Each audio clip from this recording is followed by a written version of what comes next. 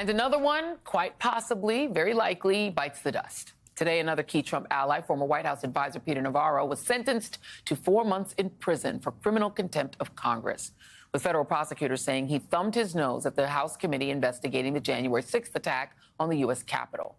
Navarro was convicted in September on 2 counts for refusing to testify and provide documents to the committee. He wouldn't speak to the committee, but he had no problem appearing on television. He's a Trump guy, after all, where he joined Ari Melber right here on this very network to describe his plans to challenge the 2020 presidential election result. The remedy was for Vice President Pence, as the quarterback in the Green Bay sweep, to remand those votes back to the 6 battleground states. Do you realize you are describing a coup? No.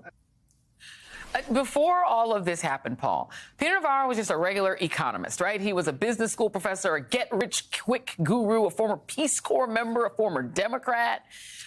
He then decides to throw his whole life away because he wouldn't testify before Congress.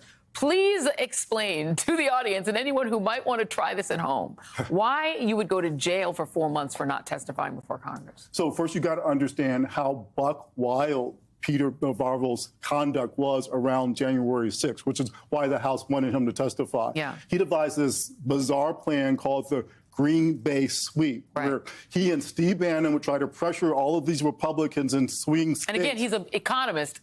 He don't know anything about constitutional law, but do go on. Clearly, he doesn't know anything about constitutional law, because the other part was to pressure Vice President Pence to tell the big lie. So he's talking about all this stuff to Rolling Stone magazine, on TV. He even writes a book about it, but he won't testify to the House. He calls the House January 6th committee terrorists. He says it's a kangaroo court, and that's what gets him his big, fat conviction. He gets 2 counts of contempt of court, and today he was sentenced to 4 months in prison. You know, there is a pattern, David, of people buying Trump's BS and liberating themselves of their freedom and of their money. I rewatched this old documentary yesterday. It's actually quite good. It's called Trump, What's the Deal? It was made in 1991 about the boom-bust cycle, the mafia stuff, the racism and all. But the main point that came through is that he got away with lying for so long because people believed his BS. Here is a clip of it about Trump Tower and its $1 million apartments. Take a listen. What about the apartments? At $1 million for 2 bedrooms, they're some of the most expensive in the city. Trump boasts they are the best. The molding, the base molding, is the cheapest. It's what housing projects get. The kitchens, if I was in a housing project, I would have had a better built kitchen than what Donald Trump put into Trump Tower. The kitchens were... I've never seen more sloppily installed and more cheaply built kitchen cabinets. All of my clients, ripped them out. People sued him over the apartments. I mean, though Trump Tower was built, this is from the New York Times, though Trump Tower was built with 58 floors. Mr. Trump later explained to the New York Times that because there was a soaring pink marble atrium and 19 commercial floors at the bottom, he could see no good reason not to list the first residential floor as the 30th floor. The pinnacle then became the 68th, the height that appears in marketing materials, online search results, and news articles to this day. He literally lied about the height of his building and the quality of his apartments in Trump Tower. Why do people believe him? Well, we shouldn't. And Libby Hendros, who made that film, I was one of the handful of people who saw it before Donald Trump killed it with threats of litigation. So nobody saw it for 30 years, which is what Donald did all the time. I mean, I can't tell you how many times he's called me at home to yell at me that he's going to sue me, which he never has.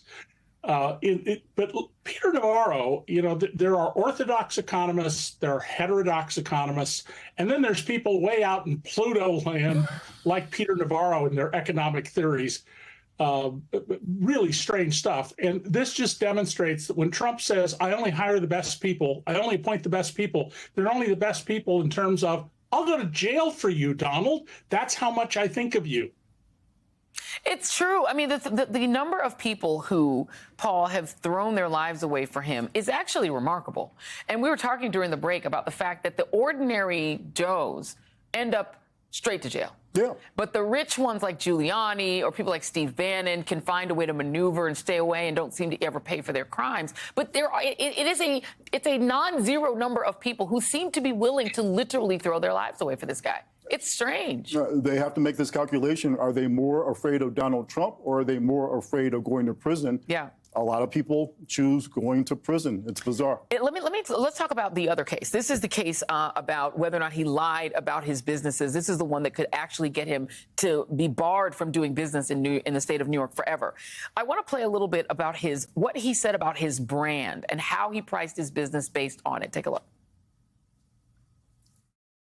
My most valuable asset, I didn't even include on your statement, and that's the brand. I mean, I became president because of the brand, okay? I became president.